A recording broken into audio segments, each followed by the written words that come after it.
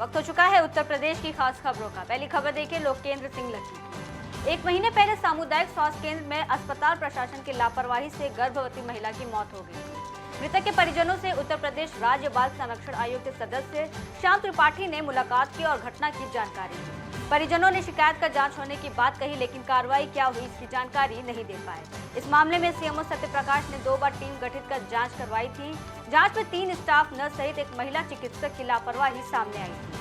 अभी तक दोषी कर्मचारियों पर स्वास्थ्य विभाग की ओर से किसी प्रकार की कार्रवाई नहीं की गई है। निरीक्षण करने पर 11 कर्मचारी अनुपस्थित मिले, जिसमें 9 संविदा कर्मचारी और 2 परमानेंट थे। मैं जाकर के पीड़िता के परिवार से मिला, उसके पति से भी मिला और जो साथ में जो अटेंडेंट थी लड़की जो है उससे भी बात करके उसके बयान भी नोट किए और इसी परिप्रेक्ष्य में फिर CSC में भी आना हुआ तो सारे लोगों को बयान लिए और जो यहाँ जो कुछ अनुपस्थित थे 8-10 डॉक्टर और नर्सेज जो है जो भी स्टाफ अनुपस्थित था उसको सबको आज के दिन अनुपस्थित दिखाया गया है डॉक्टर के द्वारा। बरदौलिया में 20,34,000 की लागत से 300 गोवंश को संरक्षित करने के लिए गौशाला का निर्माण कराया गया, जिसका उद्घाटन मुख्य विकास अधिकारी संजीव कुमार मौर्य ने किया। विकास अधिकारी ने कहा कि सरकार की जन कल्याणकारी योजना में से गौशाला निर्माण कर उसमें छुट्टा गोवंशों को संरक्षित करना सरकार की प्राथमिकता है। उसी को देखते हुए जनपद में सबसे बड़ा गौशाला बनवाया गया है। छुट्टा गोवंशों की वजह से किसानों का फसल चौपट हो रहा था। अगली खबर देखिए अमित शर्मा। बाल विवाह मुक्त अभियान के तहत justice for children street school के बच्चों द्वारा जागरूकता रैली निकाली गई। कम उम्र में बच्चों की शादी कर देने से उनके स्वास्थ्य, मानसिक विकास और खुशहाल जीवन पर असर पड़ता है। बाल विवाह मुक्त जनपद मथुरा अभियान के तहत जागरूकता रैली निकालकर आम जनता को जागरूक किया गया। जागरूकता रैली में किशोर न्याय बोर्ड के सदस्य सतीश चंद्र शर्मा, बाल कल्याण समिति न्यायपीठ सदस्य सीमा शर्मा समेत बच्चे मौजूद थे। बाल विवाह एक सामाजिक अभिशाप है और इसी के विरोध में आज justice for children street school के बच्चों ने एक जागरूकता रैली निकाली तथा अभिभावकों से और आम जनता से अनुरोध किया कि वे लड़कियों की शादी 18 साल से पहले और लड़कों की शादी 21 साल से पहले न करें, ताकि इन बच्चों को इनके जो मूलभूत अधिकार हैं वो उनसे वंचित न रहें।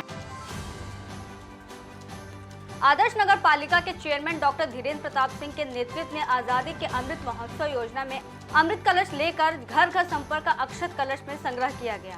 कार्यक्रम के मुख्य अतिथि महेंद्र दास महाराज ने कहा कि देश को एकात्मता के सूत्र में पिरोने की ये पावन यात्रा एक भारत श्रेष्ठ भारत के भाव के साथ 140 करोड़ देशवासियों को जोड़ने का काम करेगा। बढ़ते अगली खबर की ओर देखिए मथुरा से अमित शर्मा। विकसित की जा रही अनाधिकृत कॉलोनी में सड़क, बाउंड्री वॉल, नाली आदि को विशेष अधिकारी प्रसून द्विवेदी के निर्देशन में सहायक अभियंता और समस्त प्रवर्तन दल समेत पुलिस बल के सहयोग से ध्वस्तीकरण की कार्रवाई की गई। अगली खबर देखिए अभिषेक अग्रहरी। 4 आरोपियों को गिरफ्तार कर 56 लाख रुपए के साथ 12 लाख रुपए के आभूषण बरामद किए गए। बदमाश चोरी के माल को लेकर गोरखपुर भागने की फिराक में थे। आरोपियों के पास से 1 अदद देसी पिस्टल, 32 बोर में अदद जिंदा कारतूस और 1 अदद कट्टा 315 बोर, 1 अदद खोखा कारतूस और जिंदा कारतूस के साथ 2 बाइक बरामद की गई। अर्ली मॉर्निंग 3 अपराधियों के साथ मुठभेड़ में 2 अपराधियों को घायल अवस्था में गिरफ्तार किया गया तथा साथ ही अन्य 2 अपराधियों को गिरफ्तार, कुल 4 अपराधियों की गिरफ्तारी हुई। जैसा कि आप सभी को विदित है कि 10 तारीख के प्रातःकाल पुलिस के पास इस प्रकार की सूचना आई थी कि ब्रिजमनगंज परिंदा सड़क पर एक व्यक्ति से 2 लाख पैसे भरा बैग गोली मारकर पैर में छीना गया है। इस सूचना पर पुलिस द्वारा तत्काल गंभीर धाराओं में अभियोग पंजीकृत किया गया तथा ADG जोन और IG रेंज सर के निर्देशन में इसमें 5 टीमों की गठन की गई थी, जिसमें संत कबीर नगर और देवरिया की टीमों का भी सहयोग लिया गया और इसमें अब जाके हमारे महाराजगंज की टीम को सफलता मिली है। इसमें कुल 56 लाख रुपए और लगभग 12 लाख के आसपास पीली और सफ़ेद धातु की बरामदगी की गई। बढ़ते अगली खबर की ओर देखिए लखीमपुर खीरी से पीयूष गुप्ता। लखीमपुर खीरी के पलिया कला में जल जीवन मिशन हर घर जल योजना के अंतर्गत राज्य पेयजल और स्वच्छता मिशन द्वारा जनपद के विभिन्न स्तर पर functional house hold tap connection से शुद्ध और सुरक्षित पेयजल जल जनित रोगों से बचाव के लिए जन जागरूक कार्यक्रम का आयोजन किया गया। इस योजना के अंतर्गत कार्यक्रम LED प्रोजेक्टर, प्रदर्शनी और कैनोपी के माध्यम से रेन हार्वेस्टिंग स्वच्छता मेला का आयोजन कर आम जनमानस को बताया गया कि किस तरह से शुद्ध पानी पिए और स्वच्छ पानी पिए, रोग मुक्त रहें और पानी को आवश्यक न गिराए न खर्च करें और पानी को सुरक्षित किया जा सकता है। इस कार्यक्रम में जल जीवन मिशन की टीम का नेतृत्व कर रहे सतीश चंद्र पांडे राज्य प्रशिक्षक और जिला समन्वयक खुर्शीद अंसारी की मौजूदगी में किया गया। अगली खबर देखिए रेहान अंसारी। मुरादाबाद में एक अज्ञात महिला का शव गन्ने के खेत में मिला। पुलिस ने शव को कब्जे में लेकर पोस्टमार्टम के लिए भेजकर मामले की जांच शुरू की। बताया जा रहा है कि महिला की हत्या पैसों के लेन देन के चलते की गई है। पुलिस ने महिला के पड़ोसी को नामजद करते हुए 2 लोगों के खिलाफ मुकदमा दर्ज किया है। इस पूरे मामले में SSP हेमराज मीणा ने बताया कि मृतक सायरा ने गाँव के ही मुमताज नाम के युवक से उधार पैसे लिए थे। पैसे वापस न करने के चलते मुमताज ने सायरा को धमकी भी दी थी। मृतक के परिजनों की तहरीर पर मुमताज और उसके साथियों के खिलाफ मुकदमा पंजीकृत कर दिया गया।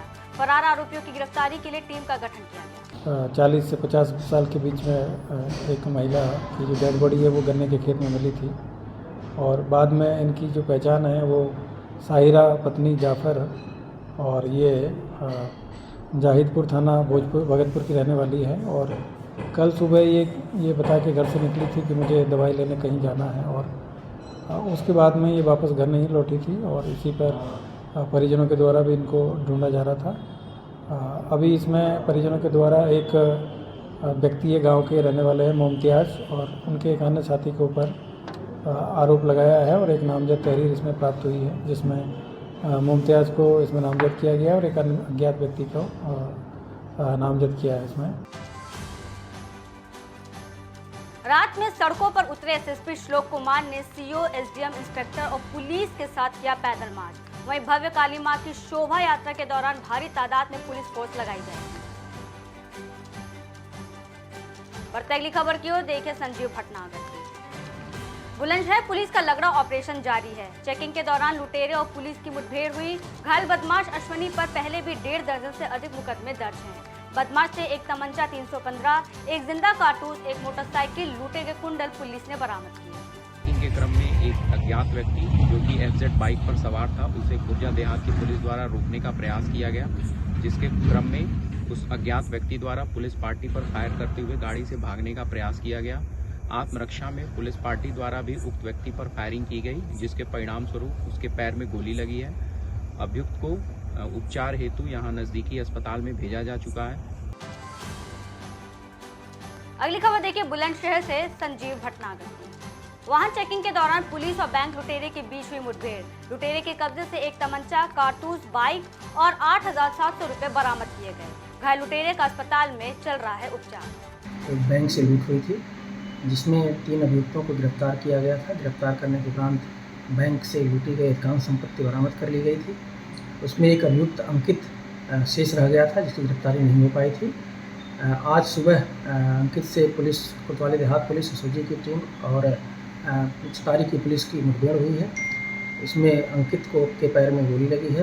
रक्षा पुलिस द्वारा फायर करने पर अंकित को पैर में गोली लगी है। उसके पास से बैंक लूट के 87 रुपये बरामद हुए हैं, अवैध असलहा बरामद हुआ है और एक चोरी की बाइक बरामद हुई है। इस प्रकार से जो बैंक लूट में जितने लोग शामिल थे उनका सभी का निस्तारण हो गया है। उनको न्यायिक परीक्षा में भेजा जा रहा है, अन्य वैधानिक कार्रवाई कराई जा रही है। बढ़ते अगली खबर की ओर देखिए फिरोजाबाद से ब्रिजेश राठौर। अज्ञात वाहन की ई-रिक्शा से हुई टक्कर। ई-रिक्शा चालक की मौके पर मौत हो गई। परिवार में मचा कोहराम। अज्ञात वाहन ने ई-रिक्शा को मारी टक्कर। इंद्रपाल सिंह है। इंद्रपाल सिंह जी, क्या घटना हुई है? ये सब एक्सीडेंट हुआ है। ये कौन है आपके? ये हम तो बड़े भाई साहब हमारे। क्या नाम है इनका? एवरन सिंह जी। कहाँ पर घटना हुई है? हमने से बालाजी के पास में सुना है साहब। अच्छा, क्या एक्सीडेंट कैसे हो गया, क्या बताया? ये समझ टिर्री चलाते हैं। अब ये पता नहीं किस एक्सीडेंट हुआ था। अच्छा अच्छा। बढ़ते अगली खबर की ओर देखिए मथुरा से अमित शर्मा की। डेंगू को लेकर इस बार स्वास्थ्य विभाग की ओर से बेहद सतर्कता बरती जा रही है। दिल्ली से भी केंद्र सरकार की ओर से एक टीम अस्पताल का निरीक्षण कर चुकी है।